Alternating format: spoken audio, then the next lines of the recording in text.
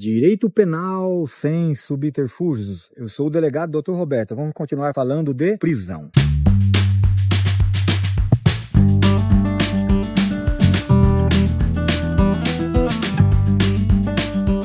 Nós falamos já da prisão processual, prisão pena. Agora nós vamos falar um pouco da prisão temporária. Inclusive, recentemente, o STF bateu o martelo, teve umas mudanças. Primeiro eu vou falar um aspecto histórico. A prisão temporária é a prisão de investigação. Então a prisão foi feita para o delegado de polícia. Nós sabemos que pela nossa Constituição, o órgão que investiga é o delegado de polícia, seja civil ou federal. Sabemos que o STF bateu o martelo também, diz que isso não são atribuições exclusivas.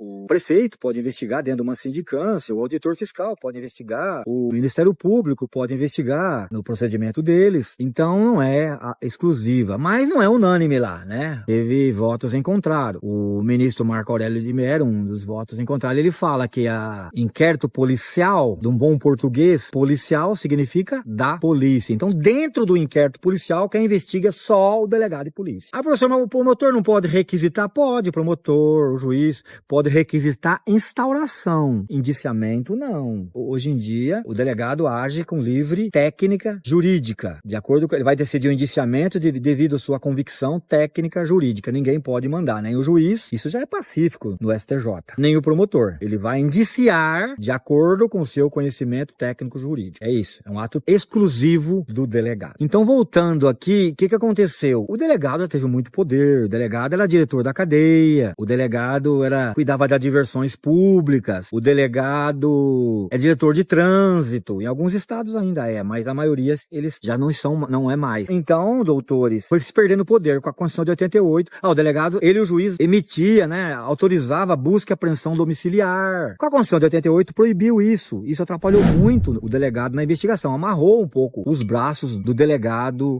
na investigação. Mas aí a sociedade, o Estado, o legislador viu que o delegado está no fronte dessa guerra civil da segurança. Nós sabemos que nossos índices são alarmantes. Nossos índices de segurança matam mais do que guerras reais por aí, né? E tava perdendo a guerra. Quem tá no fronte é o delegado, resolveu voltar os poderes a ele. E uma das acertos do legislador foi a prisão preventiva. Eu lembro, no concurso de delegado de Fortaleza, a minha esposa, doutora Ieda, foi prestar e lá caiu pra ela na segunda fase. Ela chegou na segunda fase. Lá acho que faz a primeira fase de manhã, a segunda fase já faz logo à tarde. E eu lembro que caiu. O vagabundo roubou uma mulher e fugiu. Aí meses depois, ela encontrou o cara na praia, 30 dias depois. E aí, doutor, não pode fazer flagrante. Cessou. Flagrante, 30 dias depois, não tem mais flagrante. Cessada a perseguição, acabou o flagrante. Tem aquele mito de 24 horas, depois nós falamos de flagrante. Cessou a perseguição, acabou o flagrante. Então não podia fazer nada. E se não fosse a lei da temporária, ia ouvi-lo e mandar, tchau, vagabundo, volta pra casa. E aí ele some, não acha mais. Bandido profissional. Mas aí a peça que tinha que fazer era um pedido de temporária. Colhe-se as provas e faz a temporária. É proibida a prisão por averiguação. Não confunda a temporária com prisão por averiguação. Não se pode. Nunca pôde, né?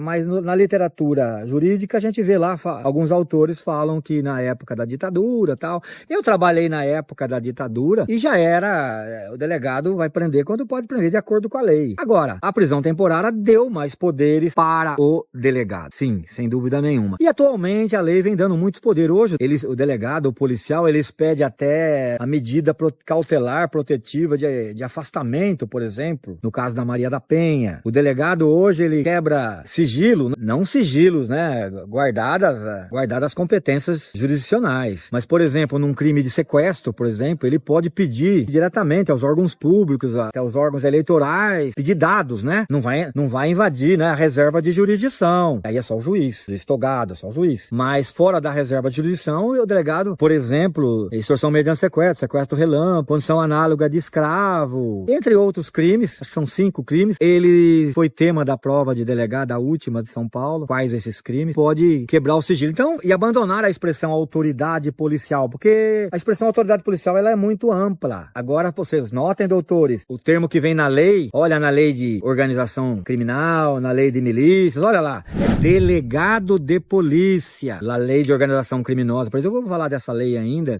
o delegado pode representar, por exemplo, em muitas coisas lá.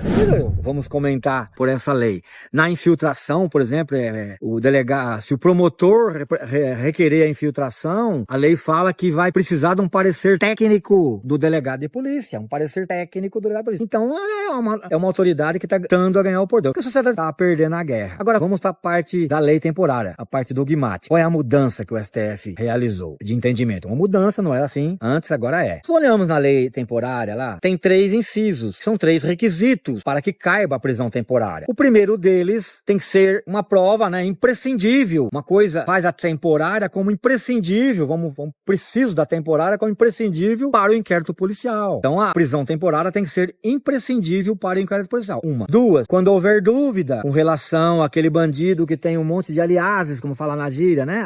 Um monte de aliases, um monte de nomes. Ele caiu uma vez, deu um nome, ele caiu, deu outro nome. A identidade dele, aquela que ele está, é falsa. Então, isso aí, anteriormente ao entendimento supremo, já era um requisito suficiente para a prisão temporária, desde que combinado com o terceiro. Qual é o terceiro? O rol de crimes. Quais são os rol de crimes? Aí os senhores doutores dão uma olhadinha sem decoreba, dá uma olhadinha lá, os crimes mais graves: homicídio, roubo, todos os crimes hediondos, organização criminosa, etc. Dá uma olhadinha na lei lá. Envenenamento de água potável. Então, dá uma olhadinha na lei. E então tem um rol de crimes listados taxativamente lá na lei, incluindo os crimes hediondos, que teve mudança posterior, que mudou a lei. Então, são 3 requisitos. Para o entendimento anterior, bastava combinar esse primeiro imprescindível para inquérito dentro de um crime da lista. Esse segundo, dúvida sobre identidade com um crime da lista. Era suficiente. Hoje, Robertinho na área, nananina não. Hoje, o STF bateu o martelo, precisa necessariamente sempre, para que caiba a prisão temporária, guardem, doutores, o primeiro requisito. Então, precisa do primeiro requisito. Qual é? Que a prisão tem que ser imprescindível para o inquérito policial. Esse sempre tem que estar junto. Aí vai combinar o primeiro com o segundo, né? O primeiro com o terceiro, vamos falar, é o mais comum, né? Primeiro, a prisão tem que ser imprescindível para inquérito de um dos crimes da lista, tá? Ou, olha, agora o pulo do gato. Ou o segundo, porque eu deixei pro final. O segundo, que é a dúvida sobre a identidade do suspeito, aí precisa dos 3. Combinar os 3. Entenderam, doutores? Então, prisão temporária são 3 requisitos. Tem que guardar isso. Entendimento recente do Supremo Tribunal Federal. Mudou o entendimento. Antes bastava combinar 2. O primeiro e o terceiro, o segundo e o terceiro. Hoje não. De novo, o primeiro, a prisão é imprescindível para o inquérito policial. O segundo, dúvida sobre identidade. E o terceiro, a lista de crimes. Para que se conceda, precisa haver a combinação. O primeiro, sempre, tem que ser imprescindível. A temporária tem que ser imprescindível para o inquérito, senão não cabe temporária, tá? Além disso, tem que combinar esse imprescindível com o último, a lista de crimes. É lógico, se for fora da lista, não cabe. Um furto simples, por exemplo, não cabe temporal. Infelizmente, nosso jeitinho brasileiro, a justiça muitas vezes, a gente generalizar, mas muitas vezes ela é tendenciosa, ela põe todo mundo num pacote, ela é organização criminosa. Tudo é organização criminosa. Mas aí, o bom senso sempre vai prevalecer, né? Mas, normalmente, eles forçam a organização criminosa, porque na organização cabe, então, aí, imprescindível com organização, aí cabe. Aí o crime é desse tamanhozinho, mas na verdade eles põem a organização junto, né? Pode ser até uma contravenção penal. Se tá na organização, vai caber. Eles põem junto. É o jeitinho brasileiro. Isso é pesca probatória. Se houver má fé. Se houver má fé, não pode. O advogado de defesa tem que combinar. Não pode. Esse jeitinho brasileiro, não. Então, voltando aqui. Combina lá. O primeiro com o terceiro, imprescindível para inquérito, qualquer crime da lista, tá? E o segundo, aquele que dúvida sobre identidade. Esse, para caber a prisão temporária, precisa ocorrer. Além de haver dúvida, imprescindibilidade do inquérito e o crime, lógico, estar listado, doutores. Importante os doutores guardar essa diferença. A lei temporária também fala ela que criou o plantão judiciário. Seria 24 horas, né? O problema do Brasil é que o próprio judiciário dá mau exemplo, né? Ele não segue essa 24 horas. Ele tem o plantão judiciário lá, mas não é a lei fala 24 horas, teria que ser 24 horas. O Brasil tem que mudar, tá?